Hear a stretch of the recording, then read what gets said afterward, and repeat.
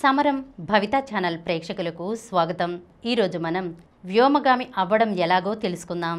వ్యోమగామి అవ్వాలంటే సైన్స్, అంతరిక్షం పరిశోధనలపై తీవ్రమైన ఆసక్తి ఉండాలి.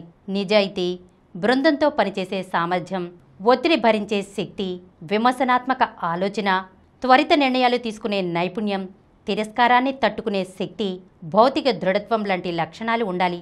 యోగా, నియంత్రిత ఆహారం, సిమ్యులేటర్, ఏరోమెడికల్, మానవ మెషిన్ ఇంటర్ఫేస్, పారా జంపింగ్, సైకలాజికల్ శిక్షణ లాంటివి తీసుకోవాలి. ధైర్యం, క్రమశిక్షణ, నిరంతర శ్రమ వ్యోమగామిగా మారటానికి సరైన మార్గం చూపుతాయి. ఇస్రోలో వ్యోమగామిగా ఎంపికకు విద్యా ప్రతిభ, సైన్స్ రీసెర్చ్, జెట్ ఫ్లయింగ్ అనుభవం, క్రీడా విజయాలను ప్రధానంగా పరిశీలిస్తారు. బీటెక్లో కనీసం 8 CGPA సాధించి గణితం, భౌతిక శాస్త్రం, ప్రోగ్రామింగ్, డేటా విశ్లేషణలపై బలమైన పట్టు సాధించాలి. ప్రాజెక్టులు, హ్యాకథాన్లలో పాల్గొని సాంకేతిక పరిజ్ఞానం పెంచుకోవాలి. ప్రతిరోజు వ్యాయామం, యోగా ద్వారా శారీరక దృఢత్వం పెంచుకోవాలి. పైథాన్, AI, ML, రోబోటిక్స్లో ప్రావీణ్యం పొందాలి. ఏరోస్పేస్, డ్రోన్, స్పేస్ రీసెర్చ్ క్లబ్లలో చురుకుగా పాల్గొనాలి. Aerospace data analytics, internships, NASA కోర్సులు కూడా సాయం చేస్తాయి. బీటెక్ తర్వాత ఏరోస్పేస్ లేదా స్పేస్ టెక్నాలజీలో ఎంటెక్, MS చేయడం, డిఫెన్స్ పైలట్ అవ్వడం లేదా ఇస్రోలో శాస్త్రవేత్తగా ఉద్యోగం పొందడం లాంటి మార్గాలు ఉన్నాయి.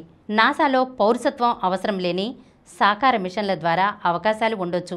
ఇంటర్న్షిప్ల కోసం ఇస్రో, DRDO లాంటి ప్రభుత్వ సంస్థలతో పాటు అగ్నికుల్ కాస్మోస్, స్కైరూట్, బెల్లాట్రిక్స్, పిక్సెల్, ధృవ లాంటి ఏరోస్పేస్ కంపెనీలు అవకాశం ఇస్తాయి. ఇస్రో, నాసా సాకార ప్రాజెక్టులు, MIT, కాల్టెక్ రీసెర్చ్ ప్రాజెక్టుల ద్వారా చేరవచ్చు. ఈరోజు మనం వ్యోమగామి అవ్వడం ఎలాగో తెలుసుకున్నాం కదా. మరొక అంశంతో మళ్ళీ కలుద్దాం. ఈ కార్యక్రమం మీకు ఎంతో నచ్చింది కదా. ఇటువంటి మరిన్ని వీడియోల కోసం అనతి కాలంలోనే 20 కోట్లకు పైగా వ్యూస్ సాధించిన సమరం ఛానల్ సమర్పించు సమరం భవిత ఛానల్కు సబ్స్క్రైబ్ చేయండి, లైక్ చేయండి, మీ ఫ్రెండ్స్కి షేర్ చేయండి. అలాగే ప్రక్కనున్న గంట సింబల్ని ప్రెస్ చేయడం మర్చిపోకండి.